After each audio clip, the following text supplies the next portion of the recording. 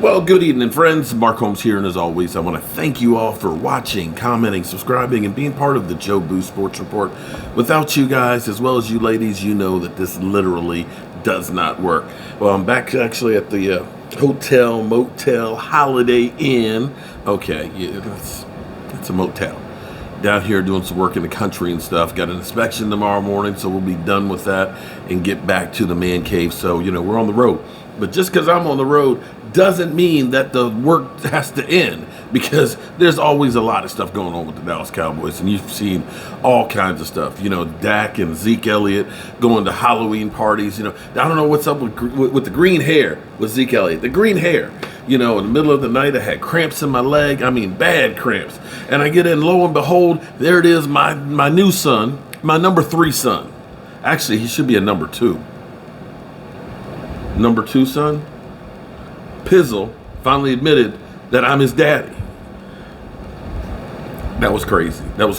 Then we found out Michael Gallup is back to practice. With not a game, or going to be back to practice, because practice isn't until tomorrow. They're actually off today and, getting treatment and everything else and getting ready for the Minnesota Vikings, where we're installed as a 2-point favorite for Sunday night. I was sitting here because I was remembering from the games on Sunday. I can't remember what the job was, but they were talking about an offensive lineman who was doing, kind of like stuff like I do. Okay, look, I do woodworking. I'm a carpenter. A jack of all trades, okay? Because literally, I was rebuilding a soffit today and hanging gutters, and I also built my kitchen cabinets that are in there. We put those in. I'm down doing molding on the floor and stuff. Hell, I had to do the plumbing work, and Michael Anthony Fitness took care of all the electrical work and things and changing windows. I'm a jack of all trades and stuff, right? And then I play a sportscaster here on YouTube. That doesn't mean I'm one, but I play one here on YouTube. But this offensive lineman, while he was waiting to get his chance in the NFL, much like Kurt Warner, who was bagging groceries, that's the famous story that they always talk about, the Hall of Famer, that, he was bagging groceries before he started playing in arena football, and then got his chance with the Rams and ended up becoming a Hall of Famer, winning one Super Bowl and going to another one, and literally being in New York as the mentor for Eli Manning. It's the big thing, talking about, man, he was bagging groceries and stuff. But they were talking about, I think it was an offensive line. I can't remember what team, and maybe one of you guys will remember and can remind me, because, when you get my age, you have kind of a little bit of dementia. You'll remember bits and pieces, but you don't get the whole story. Well, that's where I am right now. I just remember they were talking about another player whose occupation, while he was waiting to become an NFL player, was something kind of like what I do, regular labor, regular job, like what you and I have. And now he's living the dream of being an NFL player. I'm curious, though, why they don't talk about Randy Gregory in that same regard. Because Randy Gregory, and maybe it's because of the suspensions, that maybe it was because his were self-inflicted, the reason why he wasn't in the NFL. But let's be clear here. Generally speaking, if you are off from the NFL for as long as he was because of suspensions, you don't really come back from that. I mean, Mike, damn. He started his own weed brand and stuff. Defensive tackle. He got in a fight with Jason Garrett about smoking weed and everything else. Oh, man. You know what I'm talking about, because he had that. Damn. He had that. I see dementia sitting at that, or just fatigue because I didn't sleep last night. David Irving. Thank you, Michael. David Irving, he kind of got out, and it was like, I don't want to come back. When he came back, it was like, he tried out with the Raiders, where everybody gets a second chance, a third chance, a fourth chance with the Raiders. But it didn't work out. And he wasn't gone as long as Randy Gregory.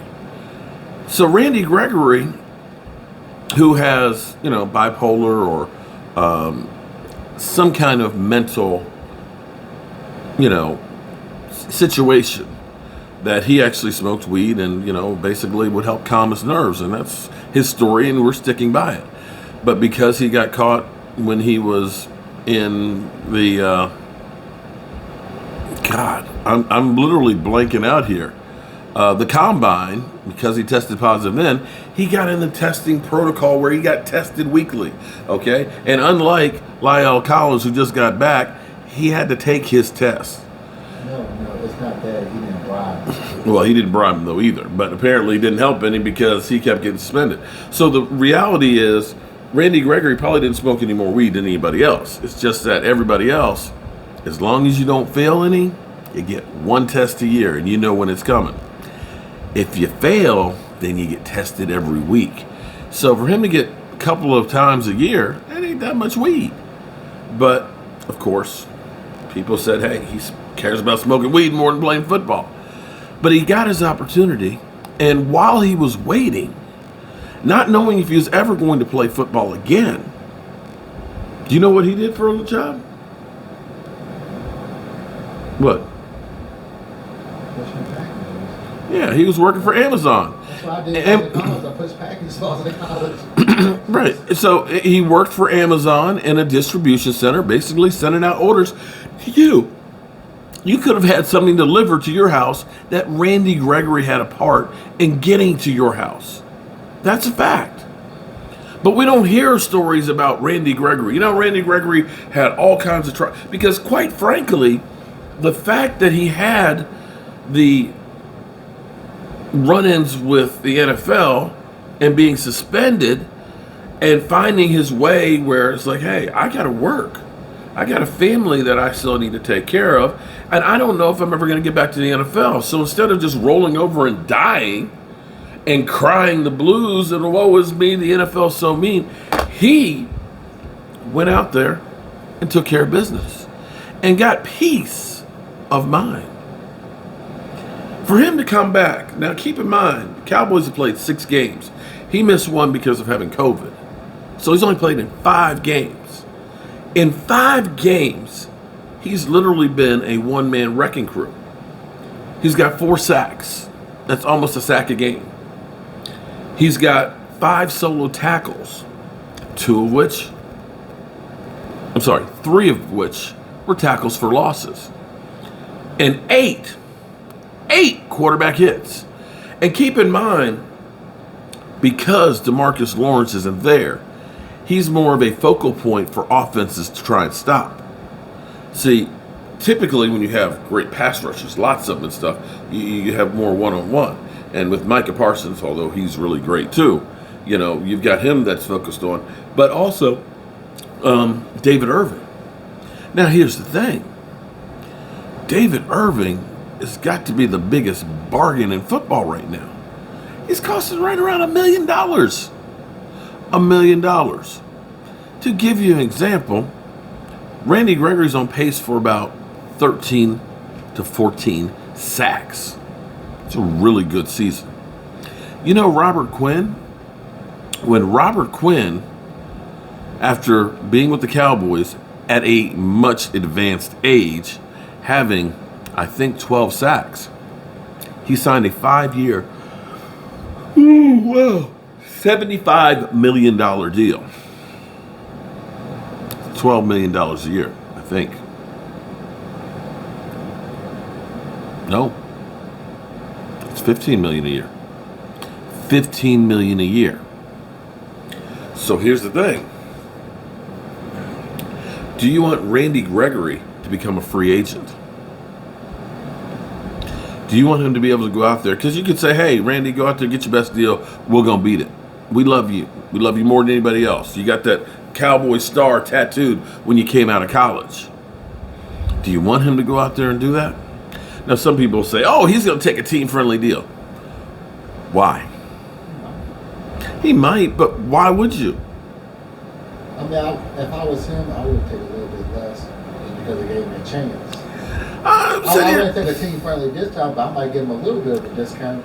Those okay, but why? Why is everybody thinking that you should be discounted for your certain set of skills? I don't understand that. I didn't say team-friendly. I might shave a little bit off the top, but I'm not giving them a team-friendly deal. Hell no. Well, okay. You can shave a little bit off the top. And Either way. Make it better.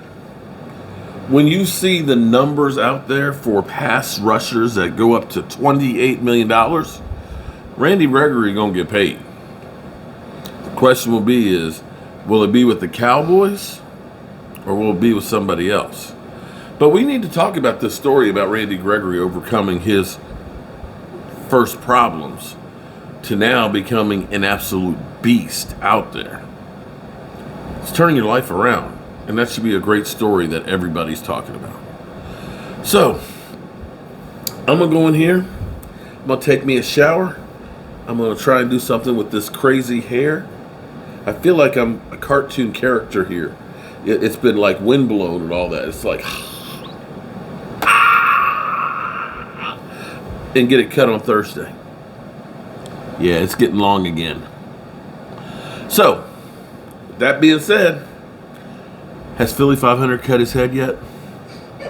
Bet he hasn't. But who knows? Peace.